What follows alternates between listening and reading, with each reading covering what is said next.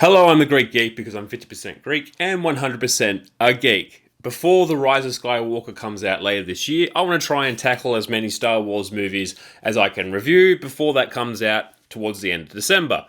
So why not start at the beginning with Star Wars: A New Hope.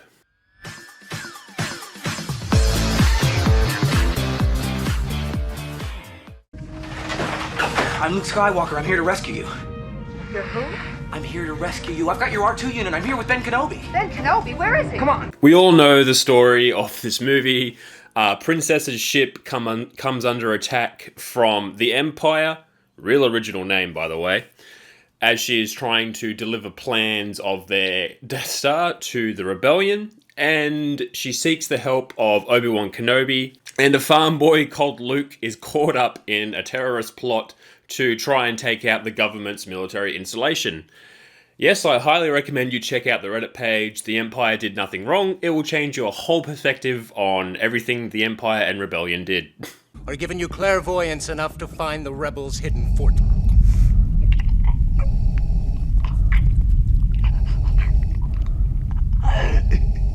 I find your lack of faith disturbing. There are so many iconic movie characters in this movie that this is going to take me a while to talk about. So, of course, you've got Mark Hamill as Luke Skywalker, the regular farm boy Luke, who is just trying to do his thing and wants to move away from Tatooine and his aunt and uncle, and gets caught up in this adventure to try and stop the Empire from using the Death Star. This is the beginning of his journey to becoming a Jedi, and he is someone who was always trying to do the right thing. Although watching this for the millionth time now, I've kind of noticed that he is a bit whiny and a bit of a goof. It's not a huge issue with me. He does develop over time as the movies go along, Empire Strikes Back and Return of the Jedi. Princess Leia is played by Carrie Fisher, and I found myself thinking, how is she a princess again? They don't refer to Bail Organa as King Bail Organa or anything like that, so now I'm confused why she's Princess Leia. Damn you, prequel! But I really like how her character, she won't be intimidated or cowed by Grand Moff Tarkin or Darth Vader, even when her homeworld of Alderaan is being under threat. She still won't give the Empire the actual location of the Rebellion base, and that really speaks a lot of her character. Harrison Ford is the charming smuggler Han Solo, who did shoot first, by the way. Watching this again, I really liked his character development in just being a selfish loner who only cared about himself and Chewbacca, and didn't really care about anything else, and finds himself helping later on for a greater cause in the rebellion and trying to stop the Empire, and that is great to see. Still a bit of a jerk in future movies, but he's a great character all around. Alec Guinness plays Obi-Wan Kenobi. He was perfect for an old wise man space wizard. Even though Alec Guinness didn't really enjoy doing the role and he thought the whole thing was pretty stupid, he did a very good job in this, and he plays a very good, kind, warm, wise old man. And who can forget James Earl Jones, who voices Darth Vader while his actual self was played by David Prowse. He is the most iconic movie villain, or one of, at least, the most iconic movie villains. He is just a complete force to be reckoned with. You know, nobody messes with him. He absolutely loves to strangle people, which is really using the Force, which is cool. He just doesn't take shit from anyone, and he's just so menacing with his suit and his breathing, which shouldn't be intimidating because he can't breathe properly and needs a breathing apparatus, but still intimidating. And he likes wearing leather. He's I don't know how he became such an intimidating character, because he's such a weird character. There's lots of other characters as well. Grand Moff Tarkin, C-3PO, R2-D2, and Chewbacca, but they're all great as well. But if I keep going with all the characters in this movie, this review is going to go on for way too long. I should have expected to find you holding Vader's leash. I recognized your foul stench when I was brought on board. Now, watching this again, I've noticed that there's some bad-ish kind of lines of dialogue that I haven't really noticed before. So I guess this is kind of showing the cracks in George Lucas's work where he's not very good at writing dialogue for other characters. And like another thing I noticed as well is that people pronounce Princess Leia as Princess Leia. Princess Leia. Princess Leia. I noticed that a couple of times. I don't know if they say that in future movies, but kind of bothered me a bit in this one. And I also noticed that Carrie does like a kind of British accent and then doesn't, and then does it again and then doesn't. So the acting in this movie, I realized, isn't as perfect as I remember it. It's still great overall, but it's certainly not as good as I remember when I was younger.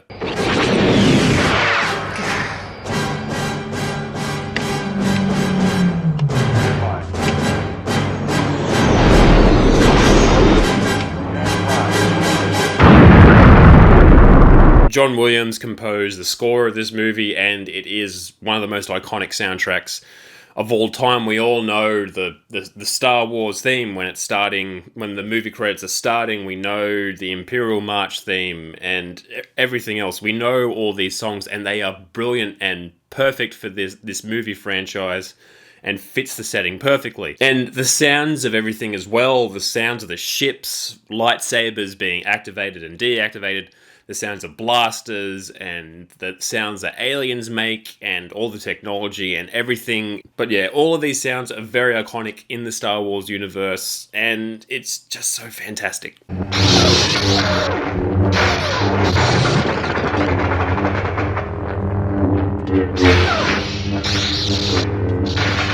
The version that I have on DVD is the special edition, and just the amount of crap that got added to it. I really need to find that version where a fan re-edited it so it's like the original 1970s version. I need to get my hands on that somehow. Yeah, the special edition just adds so much crap to it, like pointless CGI and things like that are completely out of the place in the movie because they weren't in the original. So special edition is, for the special effects they add in, is not great. Now, everything else in the movie, it was completely groundbreaking special effects. They used a lot of little models, matte paintings, that kind of thing. But this movie was made over 40 years ago, so there are some kind of janky effects as well, like the lightsabers. You can tell that there's like a quick cut when they activate the lightsaber and it goes up. You notice that in almost every scene they activate the lightsabers. I noticed sometimes the blaster bolts coming out of blasters didn't shoot directly out of the barrel. Minor things I know, just things that I've picked up. But overall, the special effects, even to this day, are fantastic. For over 1,000 generations, the Jedi Knights were the guardians of peace and justice in the Old Republic. Before the Dark Times. Before the Empire. So the whole movie builds a fantastic world. Like, even just from the beginning, like a long time ago in a galaxy far, far away. Like, it's a futuristic setting, but it took place a long time ago. Like, that's an interesting concept within itself. It just has interesting, like, worlds, aliens, technology, religion with the Force. The Force is a very interesting concept as well. Something that Jedi and Force users can use to call upon to execute their will, essentially. And we see some pretty cool Force powers, like Force Choke and the Jedi Mind Trick. Those were some interesting powers to see. There's more get introduced as the movies go along. We have some very generic names for the different factions. Like, you've got the Empire, so that's a real original. Like, every single Empire in a fantasy or sci-fi series, it's called the Empire or some other word comparable to that. And the rebellion that is fighting against the Empire. Well, it's the rebellion to restore the Republic, but just the rebellion is a pretty generic name. And I like how in future movies the worlds of this universe is built on as the movies go along, and we learn so much more about it. Were you on a Star Cruiser? Help me, Obi-Wan Kenobi. You're my only hope. What's this? George Lucas is directing this back before he wanted to sell everything just for toys. So, this trilogy compared to the prequel trilogy is so much better. The prequel trilogy showed how he really was not great at writing scripts and directing actors and all that kind of thing. But the cracks are shown in the original trilogy, but we don't see it until the prequel trilogy. And really, the Star Wars movies, the originals, were saved in the edit. There's whole videos on YouTube and how George Lucas's wife at the time, can't remember her name, sorry, was chief editor or something like that, and she pretty much saved the movie, essentially. And with his direction, it really makes me miss even the prequels and the originals, like with his direction, because the other movies don't feel as Star Wars as these ones do, especially the newer trilogy. I do miss his involvement. Come back, George.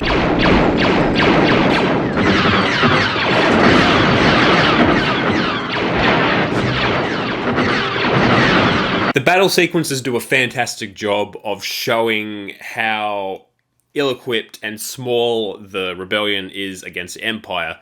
The opening scene, the Star Destroyer chasing after the Corellian Corvette, like you can see how much bigger and more powerful the Empire is, and just the troops, when they board them, the stormtroopers just steamroll over the rebellion like they're nothing. They take next to no casualties and take over the ship very easily. So it shows that the rebellion is really out of its league here. It's struggling to fight against this huge, gigantic galactic empire. Lightsaber duels do get better as the movies go along. This one definitely has one of the weaker lightsaber duels, because essentially it's just two older guys just trying to fight each other. It's not as bad and as slow-paced as I remember. I don't know if this is just a special edition, but it does seem a bit faster and a bit more well choreographed, but not well choreographed, just essentially just trying to whack each other with a stick. Obi-Wan does do one little spin, very, very slow spin, I do believe. But yeah, lightsaber duels do get better as time goes on, but then again, when people were watching this for the first time, I don't think they'd ever seen something like that. Two laser swords just being hit against each other, and the sounds and the light effects as they crash against each other, very cool. Space battles are fun to watch as well, like the final battle with the Death Star. They use a lot of like footage from World War II as inspiration, like with the anti-aircraft guns shooting up against the X-Wings, and has like a kind of World War II kind of vibe to it. Very cool, very entertaining. So does this movie hold up? Yes, it certainly does. This movie, Star Wars: A New Hope, is a timeless classic.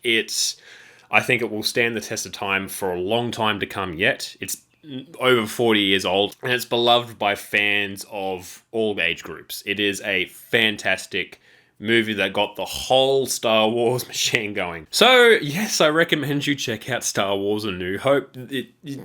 I don't know many people who haven't seen Star Wars to some degree. I know people who aren't huge fans of Star Wars, but they've seen majority of the Star Wars movies, so go and watch that right now, please. And as always, thank you again for listening to me ramble on about a movie for a few minutes. I do appreciate it. Thank you again, and I'll catch you next time.